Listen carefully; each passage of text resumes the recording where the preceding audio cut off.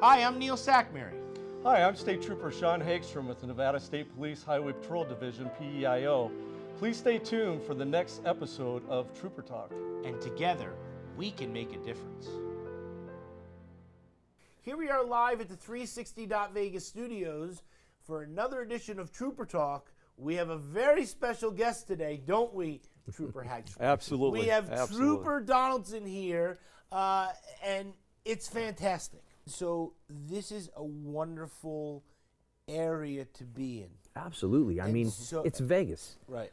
I mean, It's a rich environment. No, talk about diverse. Diverse and everything. And so when Trooper Hagstrom gave me this, and he gave me this picture, right? Because we've talked about him being the canine handler and stuff. And then he gave me this Nevada State Police challenge coin. Oh, very cool. You know what I mean? And so one of the things that's very special is that everyone that comes onto the Trooper Talk is very diverse. Mm-hmm. But we all come together. And so one of the things that we talk about, that we keep talking about, is how to get more troopers on the road. Because one of the unique things is that the Nevada State Police wants to help train their younger officers, or their lateral move officers, or their critical fill officers in a way that everybody is part of the family and everybody it comes together. Right. And it's a team. We're doing it for public safety, for our commitment to our community, where we live at. And like we said, when we get out of these uniforms, we're like everybody else. We have families, kids, and we want everybody to live peacefully and enjoy the roadways without having to be endangered or have something else go on with that. So that's some of the reasons that people get in law enforcement, is to help their communities, to assist people, to do what's right.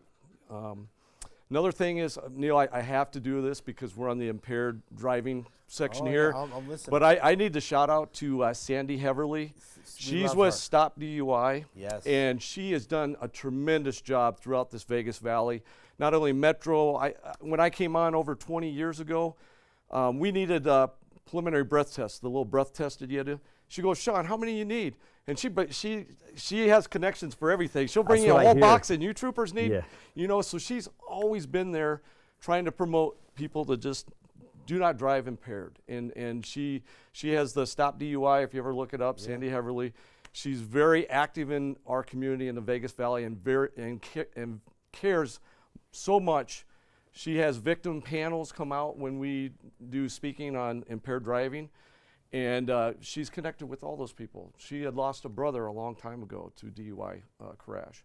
So she's always been active, and I've known her for over 20 years. And I just wanted to shout out, Sandy, we're thinking of you with this program with impaired driving. And I just wanted to get that out, Neil. We love Sandy. She's absolutely. been on the show. Okay. So we're gonna. I'd like to get her back on. We're gonna reach out to her. Okay. Okay. Because you're not well. You're going to be with your family, and we'll have that for the next. Maybe we can get Brent in if 100%. If he enjoyed coming out here. Hopefully, absolutely. We could have Sandy here, Brent, and we could talk a little bit about impaired driving. And I would challenge the community too. Listen, stop talking. I love it. I know, but the guy's well versed. This is great. Yeah, just keep going. I'm listening. No, for me, I remember, in Washington having to do death notifications. Having to knock on a family member's door, generally in the middle of the night, and inform them along with a chaplain, that they've lost a loved one. And there's no easy way to do that. So it doesn't matter how hard something like this is, or going into a community and talking to, auditorium full of school kids or adults that, hey, I would rather be uncomfortable right now talking to you to try and prevent just one of you from doing this. Like you said, we can save just one life today. That's a start, right? And everybody in the community has the opportunity to reach out and do that. We all know someone, right, that probably shouldn't be driving, or when they go out and they're going to have a good time, why not, offer, hey, I'll even drive you there so you're not even tempted to drive. That's probably the biggest hurdle, I think, is that most people will drive themselves to an event and tell themselves, if I feel altered, I'll go ahead and get a ride share. The problem is you're waiting until you're altered to have that final decision. Plan ahead. Yes. Plan ahead. Plan ahead. Give the keys to somebody else. Don't even take the car, right? I have 2 boys that are in their 20s, and that's my biggest fear, is that I'm going to get a knock on my door one of these nights, my wife and I. And I don't want to be on that side of the door. I don't want to be on either side of the door making that notification or getting it. And I don't want to put anybody else in that. I wouldn't put my worst enemy in that position. It's just, it's not something you want to see. It's not something you want to be involved in. You want to avoid that at all costs. It's just, it's destructive to watch what it does to a family. To see it just, it's, I don't know how to say it. It's like a virus. And I mean, it just, you could just see it melt people and turn them into a puddle of emotions, tears, and what do you do? Back. No, and I have to walk away and leave and go back to work. Right. They have literally nothing to go back to. That's a lot of their mindsets when I've talked to them later and done follow-up. You know, what do I have to live for is what I hear a lot. That was my only child. You know, I had an 8-year-old little girl lose her life on Halloween in 2014 to an impaired driver. Ran her over in a group of trick-or-treaters and adults on a sidewalk. And that could have been avoided, right? And how do you watch that family deal with that loss? An 8-year-old little girl. She did nothing to deserve that.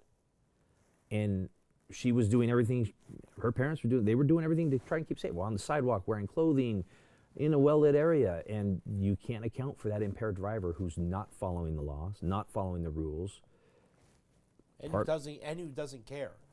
Like, you know what I If mean? at the root of it, that's like, exactly true. They don't care, because if they care. did care, they would remove themselves from that temptation. I just like, and I'll get to you, and then we're gonna get to some pictures. But I'm gonna say this to you, that it makes me crazy because I drive the roadways, and I take my drive on Sunday in my car, okay, and I go see the lieutenant's grave, and then I used to go all the way around the city. I start off at Town Center. Yep. I go to his grave on 95 and Jones all the way up there. Okay. Then I take the 215 and Jones all the way up there. Then I take the 215 to 95, 95 to the 15, 15 to the 215, and then I come home. Right. Okay. I just go on the 215, I go to the grave, and I come back because the 95, and it's 7 o'clock in the morning, right? So we're not talking, right? It's not so bad, the 95, but the 15 at 7 o'clock in the morning, they think it's the Indianapolis Speedway. Yeah. And it's like, I'm too scared. Like literally, like maybe 2.5 months ago, I was one car in back of the wrong way driver, and so it's too scary. So one thing I want to say too. And then we'll you know, and just to go back here, this is a community effort. So what we're asking too, if you know, the police and state troopers with the Nevada State Police and also Metro and everybody else, we can't be everywhere all the time.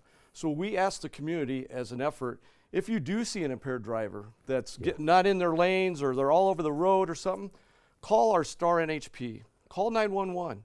And if you can do it from a distance, I mean, don't put yourself in danger, but if you could put it in a distance and stay on with our dispatch, we will get a trooper to that person and get them off the roadway.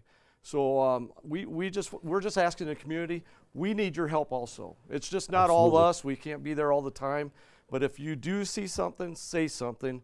And Star NHP or 911, stay with that caller, and we'll if we have a trooper available or close in that area, we will do everything in our means to get that person stopped. And to that point, real quick, when we only have 5 to 9 troopers on any given night, we can only cover so much territory.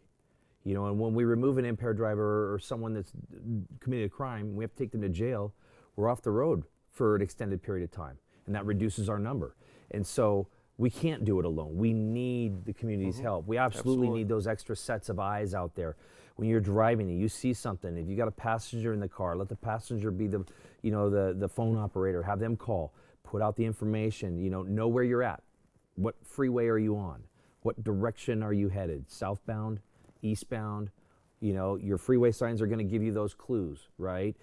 Know where you're at. If you can get us a license plate or a vehicle description, even better, right? If you've got dash camera footage, and I encourage everybody to get a dash camera just because it's going to protect you from a lot of collisions that you may become involved in that may not have been your fault.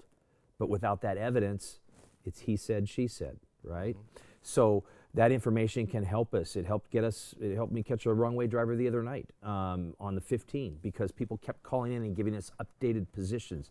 We knew it was creeping along the inside median towards the construction zone, and we were able to get to it and get it stopped and get that gentleman off the roadway before he hurt someone. And we know how to set it up and make sure that other drivers are getting out of that way. Yes, a traffic break. So when somebody's calling in, that helps us tremendously. You know what I mean? It's and that's why we wanted to kind of say, hey, the community, help us out. We'll do what we can when we can. Yep. And go from there. So. Yeah, I tell you that it's making my blood boil, and I mean that because there's no reason. You know what I'm saying? Like there's just no reason at all to be doing this impaired. Again, I'm with you with the impaired driving.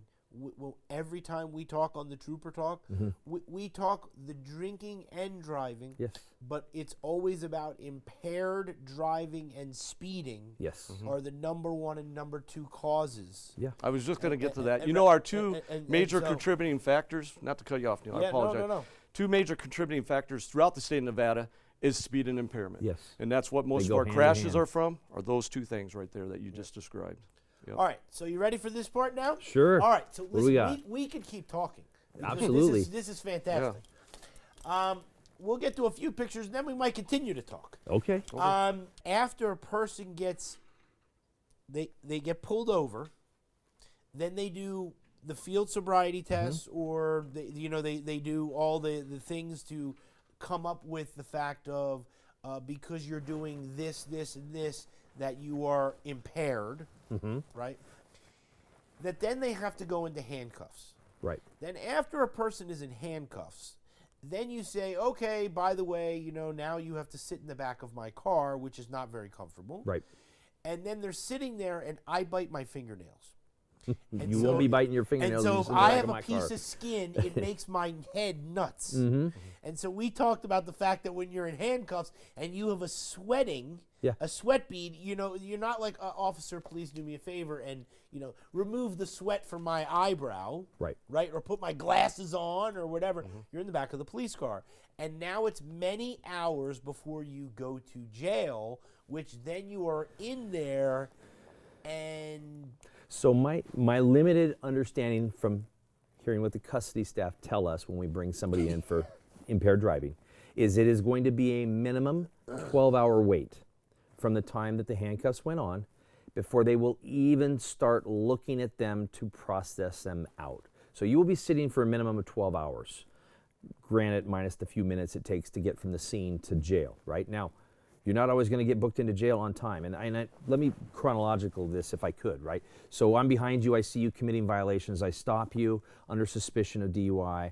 I have a conversation with you about what you've been using and ingesting. We get you out of the car, and we offer you the opportunity to take standardized field sobriety tests. Now, a lot of people go, well, I'm just going to refuse, and that way you can't do anything. Well, that just limits our ability to determine whether you're impaired or not. Now all I have to go off of is what I've seen up to that point.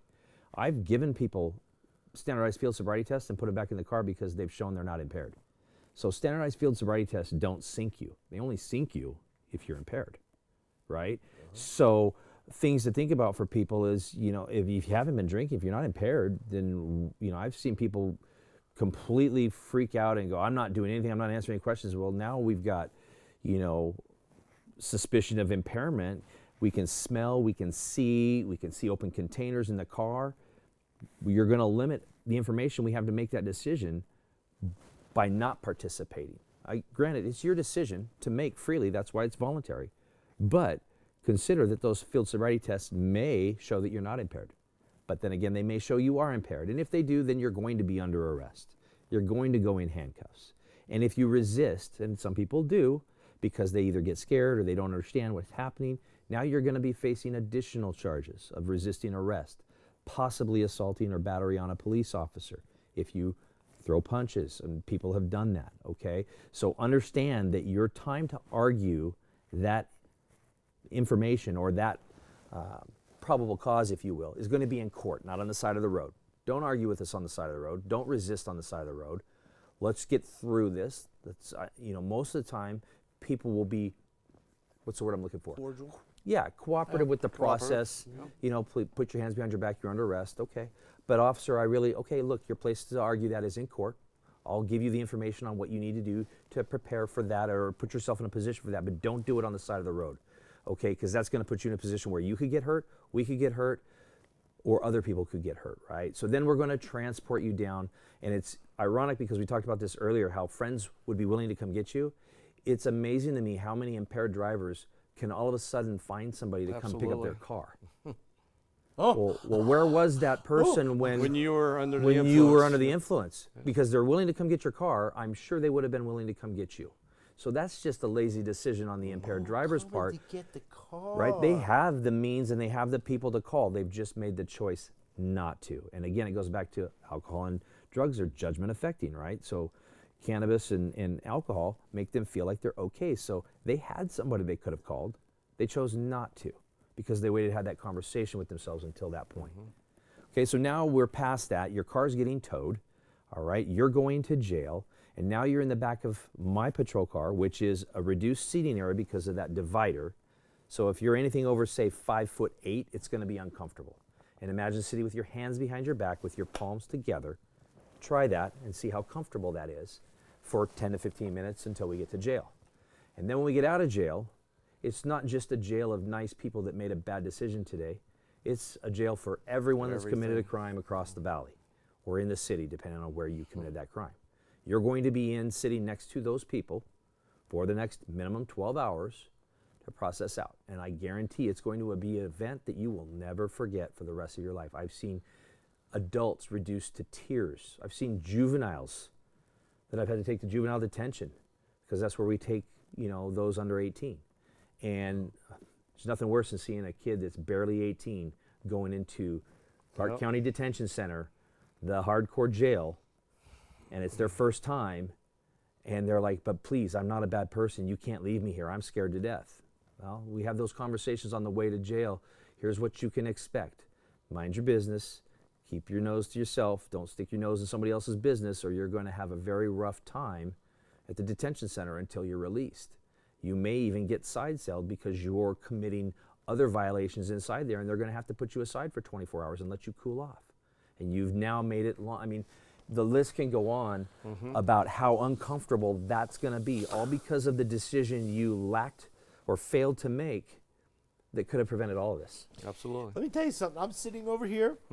Okay, I want to get to these pictures. Let's go. But That's why we got to bring him back on. But here's what I'm I telling mean, you. that would go on Here's and what on. I'm telling That's you. great. I'm sitting over here, and he's so calm because he's like, let me just tell you something. You've made a bad decision, and that decision is going. And like, I'm sitting over here with no handcuffs, and I'm freaking out because I'm just thinking, right in my mind, like putting yourself in their like position. holy, like Yeah. like okay, like again, some people can afford it, and some people can't afford it. So if you can afford it and you say, well, it doesn't matter, 15,000, 20,000, it doesn't make a difference. My lawyer will get me out by tomorrow. You know what I mean? But your money- What if you kill somebody? Yeah. It ruins your entire life. life. Your And life. you're going gonna to go for prison. manslaughter. You're going to prison. Your life is over. It doesn't matter if you're an attorney. You're going to have to hire other attorneys to defend you. Right. That's a major thing. So I mean, and so excuse me. And even people with money, we all have that human emotion of fear. Right? Money doesn't buy away that fear. You'd like to think it does. But I've seen some very wealthy people reduced to puddles of tears and fear. Literally, you can see it on their face when we walk, literally when we drive through that Sally Port. When that door goes up and we drive in and the door shuts, You can see. And the double doors, and they get slammed in there, and they're in with all these bad guys that got arrested throughout the whole Vegas Valley. And I'm talking bad guys, because usually these are the guys that are going to be, when you get arrested for DUI, you're gonna spend that 12 hours, and it's almost like a walkthrough. We call it like a walkthrough. Yes. But there's guys in there that committed homicide, or they're burglars, or they're guys that are out there fighting for their life. You know what I mean? They're the real bad guys. And you don't know who you're going to sitting be next sitting to. right next to those guys. Yeah. You don't have any control over who you sit next to, and you don't have any control. Period. When you walk through those doors, if you try to exercise control and try and tell a custody officer or one of us what you will or won't do, you're sadly mistaken, because you have to follow the rules in there, and if you don't, it's not like TV does it injustice, I think, because it's glorified or made to look cool or whatever. But I've seen some pretty hard individuals in the back of my car. When we get out, they're not the same They're not person. as hard as they want to appear to be. Nope. Till you get in there. The harder they think they are, the softer they get when those doors slam shut. And I get to leave. And it makes me nervous when I hear that door shut. Or when I get ready to leave and the door doesn't open right away. Yeah. It's not a good feeling. So I Get can me tell out of you here. right now. I'm Yeah, done with my out of there. reports. I want out of here. Yep. And that's what, and this is important, because that's what people need to understand. Absolutely, I think Like, so. You know what I mean? Like it's really important, because one of the shows that I watch now is where they book people into different jails across the country. Yeah. Right. Yep. And the people come in there and they're very tough until they find out, the bail's 150,000 and they're getting into general population or whatever it is. And so, when you find out that you're, and again, just speaking hypothetically, right? So you're so messed up that you don't even know you killed somebody. Right, and then you're in jail, and then all of a sudden you go to, because the person comes over behind the bulletproof glass on the shows, right, and they go, okay, your paperwork is this, and your bail is this, and this is what your problem is, and all of a sudden you're coming down from being messed up, and you're like, oh, by the way, you killed 3 people tonight, and you're in there for vehicular manslaughter. You know what? And if this is scaring you straight, this is what we want. Yeah, don't drink and absolutely. drive. Right, that's what I'm saying. You know what? Don't use drugs and drive. If you're impaired or you feel different, right, do not drive whatsoever. This would end everything. Yeah. And there's no excuse. There's always friends, and we're going to say it again. Yeah, Taxis, ride shares, buses. You can have a good time. Just don't get behind the wheel. It's Vegas. it There's is. taxis everywhere. There's ride shares everywhere. There's no excuse. I No can't excuse. even imagine. I can't even imagine being so impaired, right? That the officer says, like, you're impaired, and like, by the way, I'm going to arrest you now. And you go, listen, can I just grab my phone because Billy can come and pick up my car, so I don't have to pay the $2,000 of impound fee? Like, I can't even imagine looking at the officer and being like, I know that you just lost 2 brothers because of someone that was impaired, and I'm impaired, and I don't really care whether I kill someone or not, but you can call Bob and he can pick up my car. Right. I was looking because we had an app in Washington. It was, at least I know about it in Washington. It was, you could basically request, you could go on there and request a ride. And I can't remember how it worked. It's been a while. I used to advocate for it, but I haven't used it. I don't even remember the name of it. But I know that there are apps like that coming out that can get you in contact with a safe ride home, essentially. And we have those on New Right, Year's and so- some of the major things. Yeah, You know what I We do mean? the, So, yeah.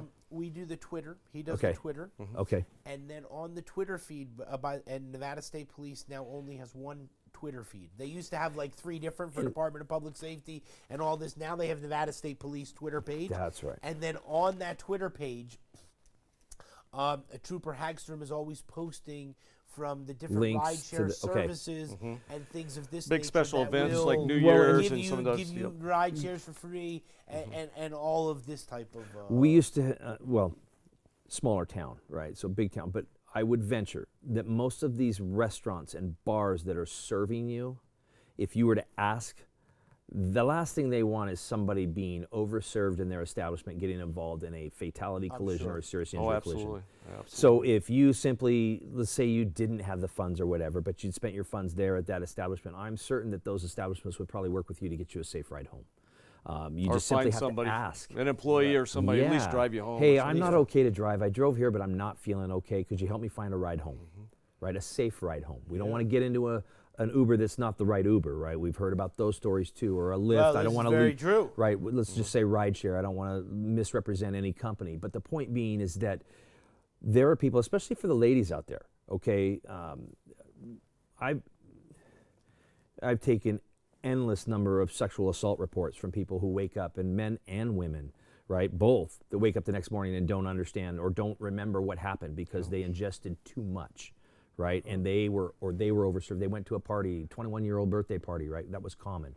And the next thing you know, they're waking up, they feel like they were assaulted, but they can't give me the first tidbit of information to help me go solve that They case. got roofied or something. Yep. Somebody put something in their drink. Or a lot of the time, Or they did it to over-drinking. themselves. Yep. They kept drinking because they didn't understand how alcohol works in their system.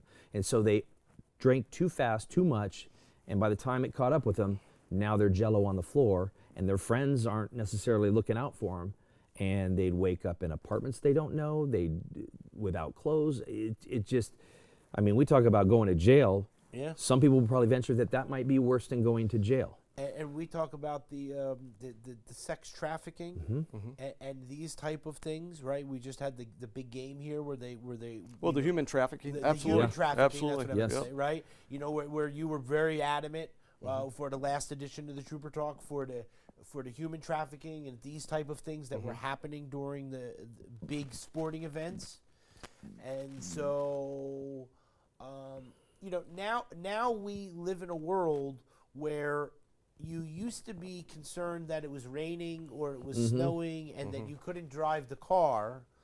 But now we have to be concerned that it doesn't matter what time of the day it is, late night, overnight, you know, probably in your time, the swing shift was primarily the best time to catch the DUIs.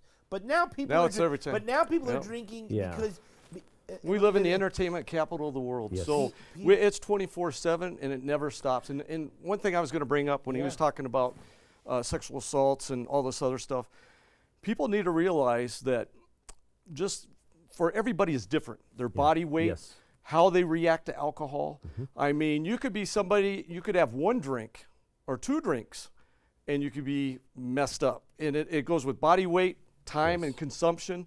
Another thing is Genealogy, your absolutely. family background. Some people can't drink. I mean, my wife's Filipino, half Asian or whatever, and she gets that Asian rush they call. She could have one drink. She's a cheap date, but you know, she chooses not to drink. But if she does have a drink, just one's her limit because it really messes her up. I mean, it just.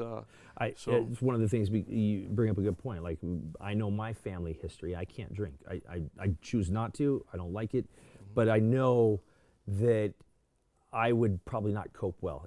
I'd be let's just call it what it is. I'd be a lightweight, right? And I don't want to put myself in a position where I make a bad decision that could be a career-ending decision. It could be a family-ending decision. It could be a life-ending decision. And so I'm just not going to put myself in that position. And this is why we tell people to plan ahead. Yeah. If you know you're going to go out and party, and we're not saying don't go party, have fun, go out with your friends and everything, but plan ahead. Have that ride later on. Remember when I told you I had a good friend that's an attorney, and every time him and his wife, even if they have one or two drinks for the night, they always get an Uber or a ride share somewhere, and he doesn't have to worry about anything because number one, that's his name. Yeah. That's his reputation, his law firm. And it's no different for us. If I was to get stopped for DUI, guess what? I'd be on the front page or every news thing. Oh, state trooper gets arrested for DUI or something. We don't want to go through that. That's a career-ending situation for us. And not only that, what about your friends and your neighbors and everybody else? You got to look, if you have a great job and a great respect with the public, why would you put yourself in that position? Just plan ahead and get a ride share or something else, or have a friend pick you up, or you have. When we used to go out with groups, we'd have one person that didn't drink, and that was our designated driver. Right. So everybody else could enjoy it. They'd enjoy it, but they're just drinking Coke or water for the night because they chose to do that. And that would be something like Brent would do. Yeah. Brent would go out with his friends and he'd say, "Hey, I'm the driver. I'm the driver for the night. It's not that I'm not having fun. I'm having fun with you guys. Yeah. You guys go ahead and drink, but I'm driving tonight." Yes. Right? I well, mean, that's. Yeah, we Yeah, used to put joke words back in his mouth. It's Well, I'm sorry. No, I'm just saying. no, I think it's great. I'm just back giving in examples. college- I'm just giving examples. back in college, I used to make. But it's the 100% Yeah, truth. absolutely. That's what friends are about. Yes. That you would say, look, you're my friend, and I know that you don't do those things. Yes. And so it doesn't make me a bad friend because I want to go out and have No. a beer and a hot dog. And we want you to join us. But I want you. And it was fairly lucrative because I could stop and fill up my tank a couple times on the way home. Well, there you go. So Just but- like people have boats, you know what I mean? You don't have to Right. pay and do all that. You can drink or whatever, Yeah. but we have our designated driver designated- and the boat owner, you know? But I will say now too, I've had a lot of 100%. people that I've ended up arresting for DUI that tell me, "Well, I'm the designated driver. I'm okay. I didn't have as much as them." Oh, my God. Yeah. And that doesn't opens work up a that whole way. nother can of worms. Designated driver means you did not have any alcohol to Mm-hmm. drink tonight or no marijuana to smoke, right? So understand what that responsibility means. Don't get tempted and, well, I only had one, so I drank less than these guys, so I'm the one that's good to drive. No, then you all get a ride home. Don't put yourself in that position because you may think you're helping, But you're really not. You're not. You're really not. Yeah, you really can't. You can't think ahead, or even applying the brakes, or no. It affects everybody differently. So if you think you're okay, you're really not okay. Right. You know what I mean? You're driving impaired. I'm sorry. That's, So we had Trooper Slater on here, Okay. Okay. Yes. and he loves the DUIs. Absolutely. Okay. Great And officer. So he was on here, and he came here. We talked all about the DUIs, right, and all that. And then he said, "Listen, I need to come back the next week so that we can talk about the marijuana." Mm-hmm. Okay. Fill a whole episode. So that's what. Yeah, that's what I was so gonna say. There'll be episodes on those. Yeah. here's where I'm going to go with this. We all can conceptualize what we would feel like if we drink or we don't drink or you know what I mean? There are people now that we read about that have never tried marijuana ever in their life. And they now come to Las Vegas, where marijuana is legal for people to use in the recreational way, right? And they go, well, I smoked when I was, 30 years ago. The dish weed. Right. It's not the high THC levels that we have now. Okay. Yeah. Yep. And so that's what, so I don't know, so you put it in a pipe or something, and that's what we did, right? Right. But they don't understand the world of marijuana today is not High potency. a guy, putting it in a pipe. I mean, drinks, and I just Edibles. saw that they opened up the gummy, first, all that Yep. stuff. the first cannabis lounge. Yeah. Right, so now I don't even know what the law is Yeah. there, but I'm just saying. So you can go in there probably like a bar, and now Well, you can consume, and then The problem is just like a bar now where you can consume alcohol, right? That doesn't mean that when you stop, you're no longer impaired. You have to allow your body to come down, right? We call it homeostasis is the flat line of where the body operates, right? So when you take an upper homeostasis, right? So as a DRE, right? So this is our flat line. This is our baseline, right? So homeostasis. when we take a drug, or whether it's prescription or whether it's recreational, right? It might be an upper, it might be a downer, depending on what we're taking it for, right? okay, So whatever happens, you got to remember there's a pendulum effect. When you start coming down, you're not going to come back down to this and stop. You're going to swing down below, right? So you have these severe swings from uppers to downers. So you might have taken an upper, but as it wears off and it comes off and you come down, you're not going to come back down to where you felt normal and everything's going to be honky-dory. You're going to drop below that, and that can have some really negative effects on people who don't understand what marijuana is going to do to them on the downside of marijuana, right? So, and how long it takes before they come back up, right? And those waves get smaller and smaller as time goes on. We talk about half-life of drugs, right? That's the amount of time that takes a drug to reduce to half in your system. Well, half-life for marijuana can be 24 hours. So if you use twice a day, you're never allowing your body to get rid of that drug. You're building up a tolerance, if you will, to where you need more of that drug to feel that initial high. So you're chasing that high. So for first-time users, right, come on vacation, leave on probation, right? It's not a good thing, right? I heard that the other day, and I was like, I'm using that. I don't know where Officer McClarty, you know what I'm saying? but Yeah. the point being is that you might come with that initial And I've had this happen, and I'm sure you have too, where people, I just used a little bit at the pool, or I was in the hotel room. It's legal to use. I was in my residential area or wherever that may be, your house, right? But then you decide, I'm hungry. I need to go to Taco Bell or Burger King or whatever restaurant you choose to go to. And you get in the car and you go drive. And on the way there, you have an individual who crosses the street in the middle of the street where there are no streetlights and you don't see them. And you hit them going, let's just say, give you the benefit of the doubt, you hit them going the speed limit, right? We come out and investigate that collision and we run you through field sobriety tests. You're not going to do well on those, right? You're going to show signs of impairment and you're probably going to get arrested.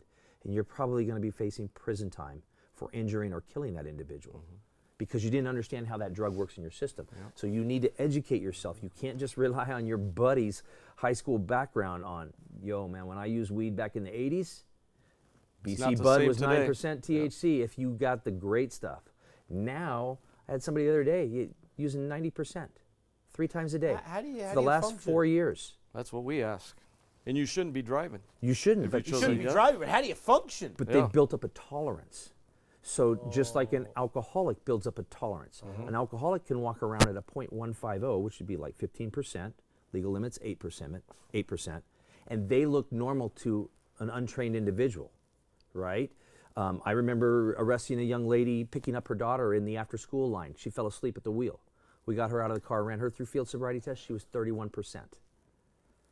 31% picking up her middle school child at school. Now, and I'll tell you this, since he did that, that's child endangerment. Yes. And that's a felony.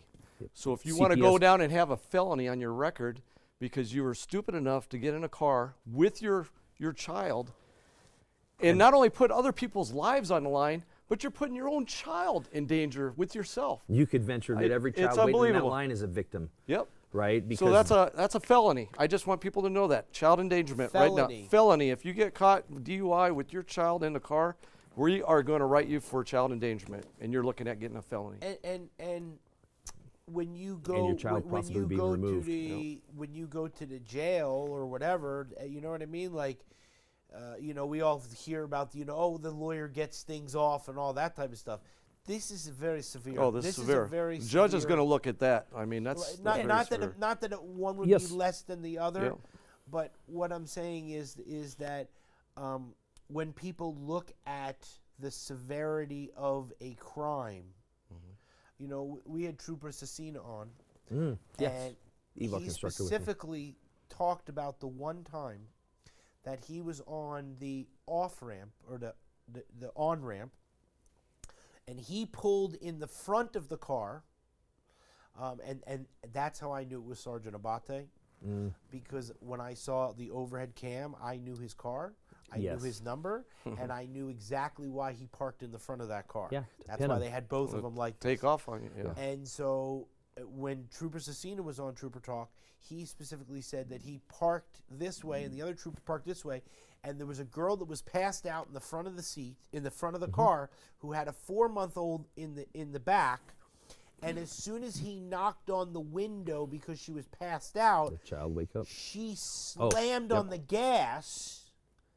And if the trooper was not behind, she would have went backwards down the ramp with a child in the car. And so, well, again, education. People don't realize. When you lose consciousness or you pass out, right? When you come back to where you were, right? So if you get knocked out in the middle of a fight, when you usually get resuscitated, you come back as if you were still in that fight, right? So people come back fighting. Oh, really? So like when I resuscitate people on drug overdoses, right? They come back to what they were doing at that time. So you wake up an impaired driver, the last thing they're doing is driving, right? So they're going back to driving. So that's why we pin that car to prevent them from getting out into the motoring public and taking off and endangering anybody else. We put our lives in the line to prevent that from happening, right? We put that pressure on and pin that car. Because God forbid they get out there with that 4-year-old in the back and then they go head on. It's, Neil, not even a month ago, I passed a crash that I was going to work. And just not even a month ago, up by Ann on the 215, I had to get turned around. And it was a female with her 4-year-old, and she was intoxicated. Yeah. And I couldn't believe it. She ran into the back of a semi-truck. She crossed the 3 lanes right in front of everybody, almost caused numerous wrecks. and slammed right in the back of the trailer and had a 4-year-old in the car. And then I had to wait for the troopers to arrive. You know, I did the on-scene stuff and everything else, and then they ended up taking her to jail in the back of an ambulance. She got cuffed because they already knew that she was under the influence. They already did field sobriety tests, all that, and in the back of the ambulance cuffed her and followed her all the way down there. And I was just going to say that, and what people don't know about you is that one of your positions as the PIO for Nevada State Police is when there is a traffic fatality that they call you so that you can go out and talk to the media. And so you have to see these bad things as well, even though it might be the aftermath, not specifically right then and there, like maybe like this time. And so we just need to stop these people. And I come back to the fact that I think that there's 98% of good people. Oh, yeah. People have good intentions. They just make mistakes. They call, and if they see somebody and all this. But the difference is that whatever number it is of these people, that they just don't care. And so we, on Trooper Talk, it's very important because we're getting that message out. Yeah. And we're getting to the point where people are recognizing and they're saying, okay, we're going to make a phone call, or like, you said that, people are following the impaired driver and at least calling so that we can get these people off of the road of the impaired driver. And don't wait till we get you. Like probably 75% of the people that I've arrested for DUI always ask me, can't you just give me, I learned my lesson, I won't do it again. Can't I just get a ride home? It's too late. Well, that's too late, right? And like you said, everybody, good people, right? Well, good people make bad decisions all the time, right? Us included, like, right? Where do we go to eat, right? No, I shouldn't have eaten that, right? And I make light of it, but yet at the very basis, good people make bad decisions all the time. I'm okay to drive. Probably the worst decision you could make. And I would venture that fatigue driving is just as dangerous too. Like, if you're not feeling 100%, there is no reason for you to get behind the wheel. Nothing is that important for you to risk your life or everyone else's. And I can guarantee that everybody around here would say, oh, well, there's plenty of other bad drivers on the road. We see it every time you drive. But that's Sundays. not an excuse. Yeah. But that's not an excuse. You own you, right? You have to take responsibility for you. Look in the mirror, hold yourself accountable, prepare ahead of time. You want to go out, entertainment capital of the world? Absolutely. Vegas has got something for everybody. Go out and enjoy. Have fun. But do it responsibly. It's so easy to plan ahead. So, Trooper Donaldson, I can't tell you how much that I appreciate you coming. You know what I mean? We know you worked all night and that you come in and you take the time, and I know that your message is sincere. Trooper Hagstrom, we're doing it. Yes, we are. Like we're doing it, and we're bringing people on that want to help and that keep getting the message out and that keep doing it in a different way so that we can get a hold of all these people. And so it means so much. Yeah, we want to get that safety message out to everybody in the public. Everybody. And we really appreciate you having us on, Neil. Thank you. Another thing is, those looking maybe to possibly be a tell trooper us. or parole and probation, go to NevadaStatePolice.com. You can look at, if you're looking at that profession, you can come and do a ride-along or sit-along with parole, probation, or highway patrol. And also, we're in need of dispatchers. Absolutely. So if you're looking at a great career dispatching, we have some available for you now. So we'd love you to join our team, and it's a great team. I can tell you, it's our team is one of the best because we are a small group, but we're a powerful group. Yeah, we get along. So please, like I said, if you're looking at possibly a new career, NevadaStatePolice.com. Thank you. And the dispatchers, they'll train you. Absolutely. Yes. And if you want to do critical fill, if you want to do laterals move, right Yes. there. Laterals. And if you don't know anything, then Officer McClarty is going to be there at Saturday. He's going to train you. 7 a.m. He's going to get you going. That's right. So All right, thanks a lot, okay? Thank you. Appreciate it. Appreciate it. all right, All right, thank now you, let's look everybody. here. We'll see you later, okay? See you later.